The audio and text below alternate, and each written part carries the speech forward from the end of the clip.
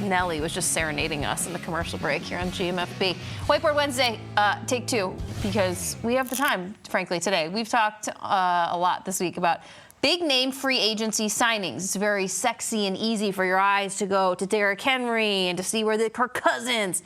But what about the guys we haven't talked much about? Low-key moves that have happened around the league, whether they be unexpected or the fact that you just didn't see that fit happening or working. All of a sudden, Peter, it becomes sneaky good. Yeah, I like someone who takes control and controls their own destiny. And like when Aaron Jones got released on Monday, I thought that was really messed up. I started the show Tuesday morning, and I was like, as great as it is for Josh Jacobs and as great as it is for Saquon, I hate the fact that the running back market moves so quickly that it's zero sum, that if you sign Josh Jacobs, Aaron Jones has to go. And there's a lot of different reports about contract restructures.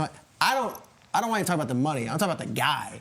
Aaron Jones is a culture guy. He is a cornerstone guy, and he was beloved in Green Bay, and now he goes to the rival Vikings. I think this is a really good fit. I think this is neat. Now, obviously, they have Ty Chandler in the backfield, and they're adding a new quarterback in Sam Darnold, and they might add another quarterback in the draft. We want to talk about locker room dude. Locker room dude is Aaron Jones. He's been a Walter Payton Man of the Year nominee countless times. He's come into this studio, and he's been awesome as far as being a personality and an ambassador. He's gone through some real tragedy in his life, and he's played with that tragedy in his heart and has played some of his best games of his career. And I'll also note this. He's a Cowboys killer. He always plays well against Dallas. And in the playoff game against San Francisco, where no one gave him a shot, Aaron Jones almost ripped the hearts out of those San Francisco 49ers. And that was his last game as a Green Bay Packer. It's crazy he's not going to be there, the star out of UTEP, but I love him for the Vikings. Aaron Jones to Minnesota. I love the Aaron Jones vibe, too, that he gives us like this El Paso, Texas product that like has totally bought into and works in the Midwest. And he's just going to like make it play on Lake Minnetonka as well. It just makes it work. I love that. You mentioned that he almost ripped the hearts out of the 49ers. I'm going with a guy that they signed. What I like about a sneaky good acquisition is that you look at this guy and you're like, oh, okay, they got him. And then you go back and actually look at his production. What is he doing when he's out there on the field? I'm going with Leonard Floyd for the 49ers. Chase Young was opposite Nick Bosa. They made that trade. He's a free agent. They go out there and they get Leonard Floyd. You're like, all right, he was in Buffalo, it was the Rams. That's a solid pickup.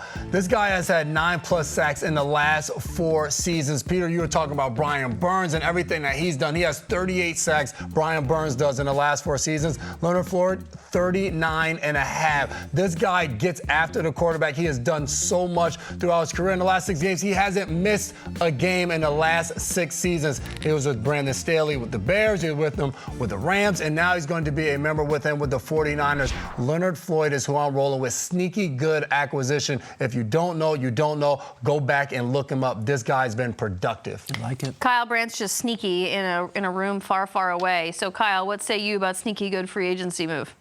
Jason, I'll never forget a nugget about Leonard Floyd that way back when he was with the Bears, someone with the Bears was saying that they're having a problem with Leonard Floyd because he was a high metabolism guy, and they were trying to put weight on him, and no matter what they did, he couldn't gain weight. He was too shredded. If he had 10,000 calories a day, his metabolism's too high. He can't get rid of his six-pack. And I'm like, God, you pro athletes piss me off sometimes. And that's exactly what you are, Jason. You say you're at home working out. You're not doing crap. I see how you eat. You're still completely shredded. Let me get to my addition.